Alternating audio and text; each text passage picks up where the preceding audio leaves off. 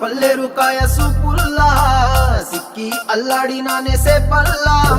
పసిడి పచ్చాని అరసేతుల్లా ధార పోస్తా ప్రాణాలు తానే అడగాల సీతా